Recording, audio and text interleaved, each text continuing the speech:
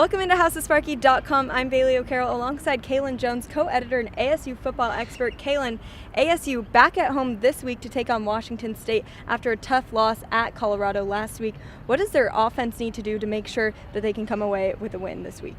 Well, for ASU, it starts at winning at the line of scrimmage. Forgive me. When you look at this ASU offensive line, obviously coming into the year, they incorporating 4 new starters. Your only returning guy, Evan Goodman, over at left tackle, he's played pretty well. But the rest of the line has been shuffled throughout the season. When you look at going into this week, Sam Jones, the starting left guard, may not be back. So now you're shifting Stephon McCray back over from right guard to left guard, incorporating Adrian McCollum, who's had snap issues. Then at right guard, you're playing Quinn Bailey, and then Zach Robinson. You're having some form of combination of that. You're looking for some type of consistency out of the ASU offensive line going into this week. And throughout the season, they've played well against teams that they were expected to be better against, but against teams that they were expected to be outmanned,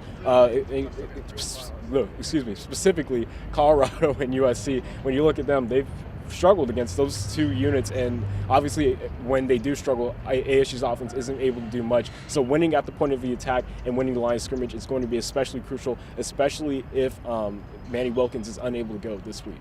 And ASU not really known to have great pass defense. Luke Falk, though, excellent quarterback at Wazoo. What does ASU need to do to make sure that they keep him and Wazoo's pass game in check?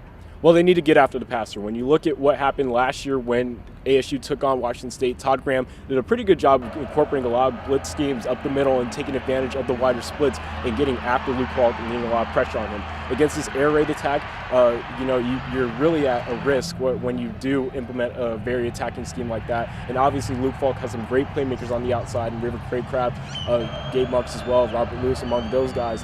But going into this week, obviously you need to impact the passer, do the same thing that you kind of did last year. Obviously Luke Falk had success against the ASU unit last year, but I do think that they'll have a bit more success limiting him this year. In the secondary, though, the communication needs to be at on point going into this week. With Kareem Orr sustaining an injury last week, Armand Perry's health being in question going into this contest, it's going to be especially important for the ASU secondary members to really, be consistent and play fundamental football, especially because Washington State likes to attack the middle of the field so much in this air raid attack. And then who does ASU need to watch out for and really just be checking for on the defensive end? Well, when you talk about Washington State's defense, they have a very good rush defense, so that for ASU fans makes you a little bit nervous, considering the running game has been so poor over the last couple of weeks. But on the outside, Hercules Mataafa, I think that guy is the absolute stud for Washington State.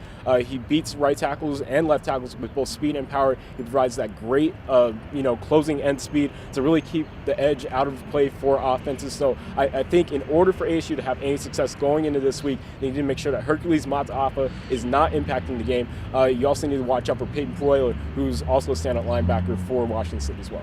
And who do you think is going to come away with the win in this one?